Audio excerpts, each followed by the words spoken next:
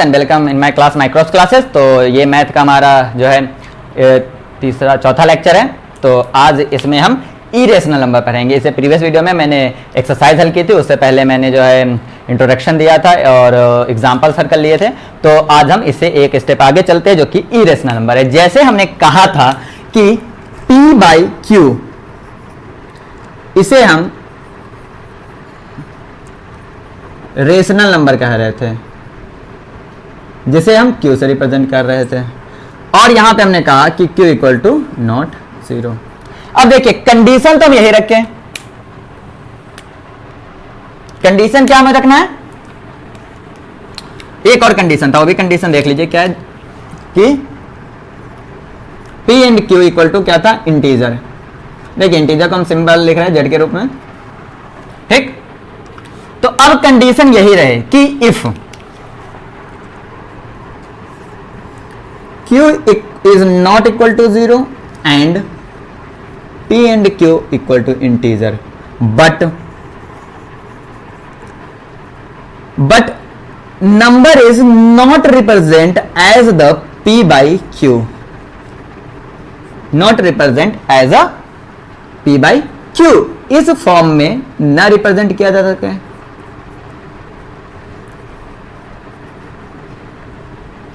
तो इसे हम इरेशनल नंबर या एस कहेंगे, यह कह सकते हैं। The number is S, irrational number, या the number S is irrational number if it do not represent as the P by Q। Here P and Q are the integers and Q is not equal to 0। For example, root under 2, root under 3, root under 5, pi 0 1 0 1 0 1 1 0 1 0 1 dash dash dash, सबके सब हमारे irrational number हैं। अब यहां पे जो हम आपको बताने जा रहे हैं ये इतना इंपॉर्टेंट नहीं है, पर किसी एग्जामिनेशन में अगर टीचर पूछ ले तो कोई गलत बात नहीं, बिकॉज ये एनसीईआरटी में दे रखा है, तो आपको पता होना चाहिए थोड़ा बहुत कि रूट अंडर 2 जो है ये इरेशनल नंबर है। सबसे पहले साइंटिस्ट पाइथागोरस ने प्रूव किया था।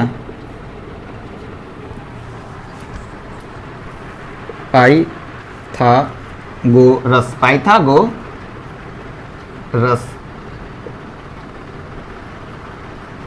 सबसे पहले root under 2 is the irrational number, ये पाइथागोरस ने कहा था।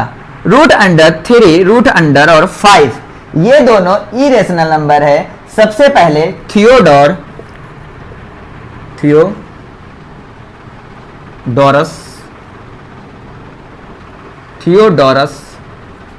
Of sirens, Theodorus of sirens ने कहा था। और पाई जो है ये इरेशनल नंबर है, ये बात लैम्बर्ट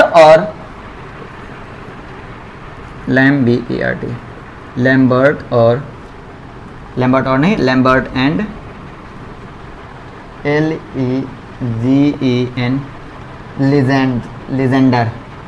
लैम्बर्ट और लिजेंडर ने कहा था, ठीक। अब आपके पास देखिए आपने क्या क्या पढ़ा। आपने पढ़ा सबसे पहले नंबर लाइन। नंबर लाइन पे क्या होता था? Number line is the line which represent the number on the line, ठीक। नंबर लाइन हो गया वो लाइन जिसके ऊपर नंबर रिप्रेजेंट करते थे, नंबर लाइन कहेंगे। उसके बाद मैंने कहा था नेचुरल नंबर होता है। उसके बाद मैंने कहा था होल नंबर होता है। होल नंबर के बाद मैंने कहा था इंटीजर होता है। इंटीजर के बाद मैंने कहा था कि रेशनल नंबर होता है। अब एक नया नंबर आ गया irrational number.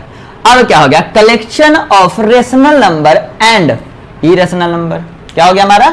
Collection of rational number को किससे रिप्रेजेंट कर रहे हैं? Q से। Q एंड इरेशनल नंबर को किससे रिप्रेजेंट कर रहे हैं? यहाँ पे S से। इन दोनों को हम रियल नंबर कहते हैं। क्या बोलते हैं? Real number. तो रियल नंबर क्या होता है?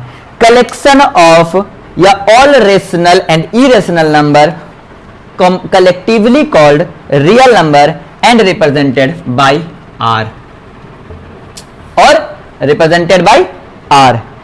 अब अगर हम बात करें कि एक जो है नंबर लाइन की। ठीक, तो देखिए अगर हम एक नंबर लाइन की बात करते हैं तो क्या होता है,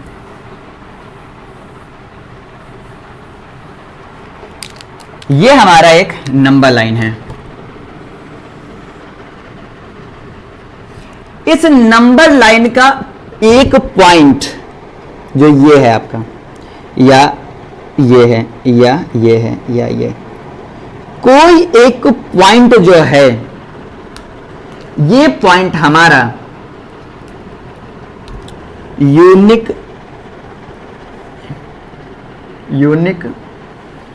रियल नंबर को रिप्रेजेंट करता। बताए क्यों?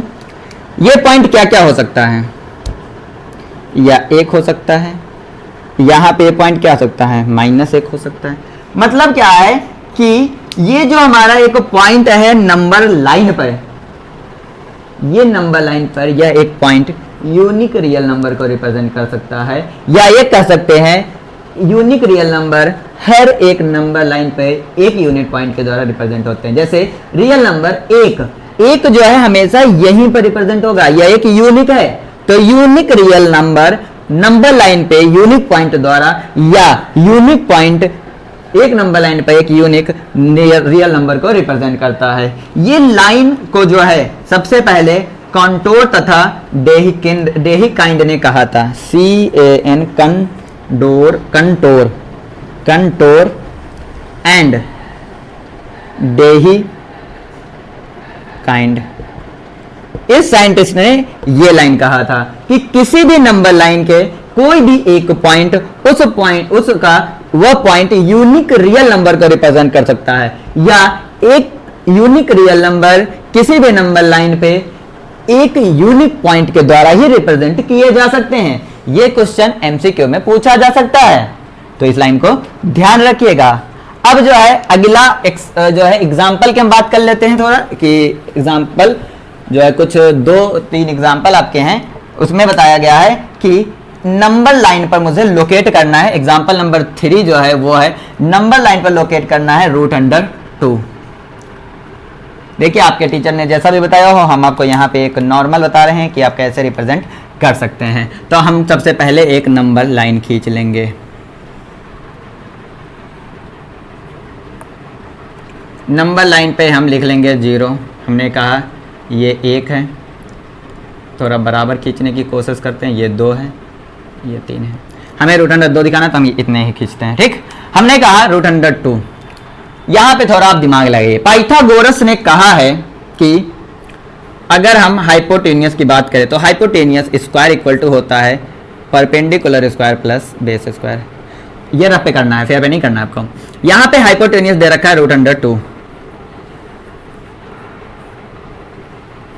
तो √2 जो है, हमने ये दोनों क्यों लिया इसका बात बताते हैं। हम कभी भी नंबर लाइन पर लाइन के तौर पर रिप्रेजेंट करेंगे तो इसके ऊपर जो है हमें एक ट्रायंगल खींचना है। ठीक, तो ट्रायंगल में बेस तो हमारा ये रहेगा। ठीक, तो बेस हम यहां पे √2 के लिए देखिए बेस हमारा बदलता रहेगा, लेकिन परपेंडिकुलर हमेशा हम एक ही लेंगे।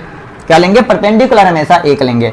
मतलब क्या है कि इसके ऊपर जो है हमारा हमेशा एक यूनिट ही रहेगा। ठीक, बेस बदलता रहेगा। यहां पे क्या √2 है, तो हमें एक चीज तो पता है कि परपेंडिकुलर यहां पे 1 होगा, तो हमें से बेस निकालना है तो हम बेस निकाल लेते हैं। ये काम लेकिन रफ पे करना है आपको। तो ये हो जाएगा हमारा 2 = 1 + b², 2 - 1 = b², तो b = 1, b² = 1, तो b = 1। मतलब बेस भी हमारा 1 है, तो इसको भी हम 1 यूनिट ले लेंगे। ये काम आपको फेयर पे नहीं करना है, ये हम आपको पेपर में जल्दी हल हो जाए इसलिए बताए हैं। ठीक, ये हो गया। अब जो है क्या करेंगे, यहां से जो 1 है इसको हम इससे मिला देंगे। ठीक, अब हम प्रकार लेंगे, स्क्वायर लेंगे। प्रकार तो आप जानते ही हो। यहां से हम इस पॉइंट पे रखेंगे और इसको इस पे हम प्रोजेक्टाइल दिखा देंगे। ये जो पॉइंट होगा ये आपका √2 रिप्रेजेंट करेगा। मतलब यहाँ से यहाँ तक ये √2 है। ठीक, एक ये है। दूसरा आपका क्वेश्चन है रिप्रेजेंट √3। सेम देखते हैं क्या होता है हमारा √3। तो √3 के लिए भी हम वही फार्मूला अपनाएं, तो hypotenuse square perpendicular square plus base square. तो हाइपोटेन्यूस दे रखा है √3, ये दे रखा है हमारा p, तो p हमारा हमें पता है, परपेंडिकुलर हमेशा 1 लेंगे, तो बेस स्क्वायर मुझे निकालना है, तो ये हो जाएगा 3 1 3 और 1 plus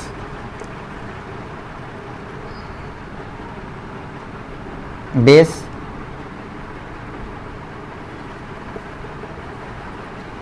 square 2 equal to base square, base equal to √2। तो समझ में आ गया, बेस इक्वल टू √2। देखिए हमने यहां तक तो खींचे रखा है √2। अब वही वाली प्रॉब्लम है कि आपको जैसे ये तो चलो मैंने √2 खींच रखा है, आपको तो पता नहीं है कि √2 कैसे आएगा। तो आप क्या करोगे, पहले अब इसका भी पाइथागोरस पर में एक स्टेप और लगाओगे रफ पे। वैसे आप तो पता ही है, यहाँ पे तो हमने खींच रखा है, इसके जस्ट बाद दे रखा है, तो हमें तो कोई टेंशन नहीं। आपको यहाँ पे √2 के लिए भी सेम प्रोसीजर अपना के पहले √2 को रिप्रेजेंट करना, उसके बाद √3 को। तो हमने क्या कहा, हमने कहा कि बहुत आसान है, यहाँ से हम एक ऊपर जाएंगे,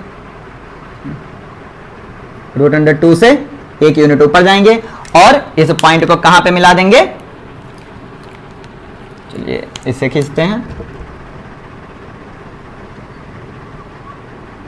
ये पॉइंट आप क्या हो गया, ये जो है आपका क्या दिखाएगा √3। यहां से आप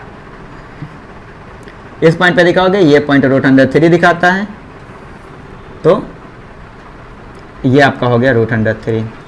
एक तो आप √3 ऐसे दिखा सकते हो। दूसरा क्या तरीका है, हम यहां पे खींच रहे, इधर ध्यान दीजिएगा, ये याद रखिएगा, ये प्रोसेस आपको रफ पे करना है, फेयर पे नहीं करना है। फेयर पे सिर्फ ये करना है, ये रफ पे आप निकाल लीजिए कि बेस क्या होगा, बेस वेरिएबल होगा, परपेंडिकुलर हमेशा आप 1 रखोगे। हम यहां पे क्या करेंगे, सबसे पहले ये हमने कहा 0, यहां पे 1 है, यहां से हम 1 ऊपर जाएं, ये 1 है, तो ये तो √2 होगा। अब इस पॉइंट से 90 डिग्री का एंगल बना के एक यूनिट खींचे। ठीक, एक यूनिट 90 डिग्री का एंगल बना के खींचे। अब देखिए यहां पे क्या हुआ, देखिए बात वही है कि √2 और बेस और √1 परपेंडिकुलर के साथ ये जो बनेगा, ये आपका √3 बनेगा। आप यहां से अब उसको गिराइए, ये √3। तो एक तरीका ये, एक तरीका वो है। आई थिंक आपको नॉर्मल ये सही है, क्योंकि यहाँ पे 90 डिग्री का एंगल खींचना थोड़ा मुश्किल हो सकता है, मुश्किल तो नहीं है लेकिन आपको डिफिकल्ट लग सकता है, तो आप ये तरीका बनाइए। ठीक, ये 2 आपके एग्जाम्पल थे इस चैप्टर में, एक्सरसाइज 1.2 से पहले। तो आज हम यहीं पर खत्म करते हैं इस वीडियो को। नेक्स्ट वीडियो में हम एक्सरसाइज 1.2 डिस्कस करेंगे।